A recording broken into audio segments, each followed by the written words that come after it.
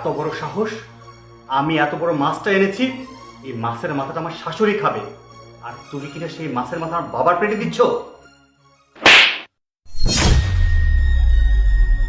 তুমি আমাকে জিজ্ঞেস করছো আমি কেন দিচ্ছি? দিচ্ছি, বেশ করছি। আজকে সকালে যখন তুমি এত বড় একটা মাছ এনেছিলে, তখন সেই মাছটা দেখে বাবা বলেছিল যে বৌমা, কতদিন যাবত বড় মাছের মাথা খাই না, আজকে মাথাটা তুমি আমাকে রান্না করে দিও, আমি মন প্রাণ ভরে খাবো, তৃপ্তি করে খাবো। আর ঠিক সেই কারণে আমি বাবার জন্য এই মাছের মাথাটা রান্না করেছি, বাবার প্লেটে দিচ্ছিলাম। এটা তোমার কিসের সমস্যা? হ্যাঁ, আমার সমস্যা আছে, কারণ আমি এত বড় মাছটা এনেছি, এতদিন পর আমার শাশুড়ি আমার বাসায় আসছে, সে ভালো মন্দ খাবে, আর মাছের মাথাটা আমি তাকে খাওয়াবো। আর তুমি কি না আমার শাশুড়ির পেটে মাছের মাথা না দিয়ে আমার বাবার পেটে দিচ্ছ? জামাই বাবাজি, তুমি চুপ করো, আমি দেখছি। অথই, আজকে আমার ভাবতে ঘৃণা হচ্ছে যে তুই আমার মেয়ে। দেখ, তোর স্বামী আমার জামাতা, সে আমাকে ভালোবেসে ডেকে নিয়ে এসে এত বড় মাছের মাথা খেতে দেওয়ার জন্য অস্থির হয়ে গেছে, আর তুই আমার নিজের পেটের মেয়ে হয়ে এই মাছের মাথাটা তুই আমাকে খেতে দিচ্ছিস না, দিচ্ছিস তোর ওই বুড়া শ্বশুরকে।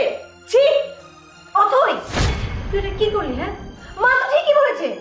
আমি আর মা এতদিন পর তোদের বাড়িতে বেড়াতে এসেছি, কোথায় তুই আমাদেরকে ভালো মন্দ খাওয়াবি, তা না খাইয়ে তুই তো শ্বশুরকে খাওয়াচ্ছিস। ছি ছি ছি অথই, তুই আমাদের ছেড়ে শ্বশুর বাড়িতে এসেছিস ভালো কথা, কিন্তু তুই তো আমাদের থেকে বড় হয়ে গিয়েছিস। চুপ কর আপু, অনেক জ্ঞান দিয়ে ফেলেছিস, তোর জ্ঞানের আমার কোনো প্রয়োজন নেই। এত জ্ঞানের ভান্ডার যদি তোর মধ্যে থাকতো, তাহলে নিজের সংসার ছেড়ে এভাবে চলে আসতে পারতিস না। ভালোই তো সংসার করছিলি, শ্বশুর শাশুড়ির জ্বালা তোর আর ভালো লাগে না, আমাদের কাছে কত নাটক করতি। কিন্তু আমি যতটুকু জানি, তোর শ্বশুর শাশুড়ি এবং ফ্যামিলি মেম্বার অনেক ভালো ছিল, তবুও তাদের সাথে তুই সংসার করতে পারলি না। এসে কি করলি? বাবা মায়ের ঘাড়ে এসে বসে খাচ্ছিস। লজ্জা করছে না তোর? মান সম্মান যাচ্ছে না তোর? তোর জন্য আমাদের প্রত্যেকটা মানুষের কথা শুনতে হয়। এখন আমার শ্বশুর বাড়িতে এসে তুই আমাকে লেকচার শোনাচ্ছিস? শুনে রাখ একটা কথা, মেয়ের বিয়ে হয়ে যাওয়ার পর মেয়েরা পর হয়ে যায়, শ্বশুর বাড়ির প্রত্যেকটা মানুষ আপন হয়ে যায়। আপন করে নিতে হয়, জানতে হয়।